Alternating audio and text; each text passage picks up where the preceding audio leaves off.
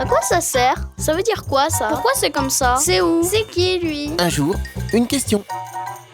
D'où vient le vent?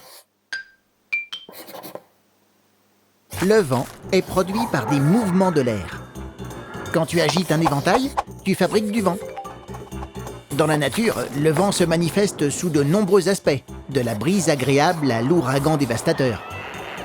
Alors, comment ces mouvements d'air se forment-ils? Une masse d'air se déplace en fonction de la température. Elle monte quand il fait chaud, et une fois en haut, elle se refroidit, devient plus lourde et redescend. Quand une masse d'air s'en va, une autre vient occuper sa place. Ces déplacements, c'est du vent. De plus, en tournant, la Terre influe sur la direction des mouvements de l'air. Et il faut ajouter à cela les obstacles du paysage, comme les forêts ou les vallées.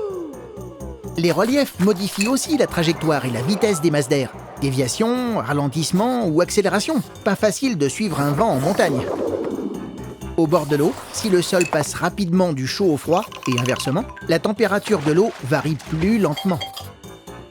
Cette différence de rythme entraîne un contraste de température entre les masses d'air. C'est ainsi que naissent la brise, la tempête ou même le cyclone. Dans certaines cultures, l'origine du vent est associée à un dieu ou à un esprit. Éole dans la Grèce antique, Fujin au Japon et Kukulkan chez les Mayas. Mais si tu veux savoir de quelle direction provient le vent, observe une girouette. Tu te poses des questions? Nous, on y répond.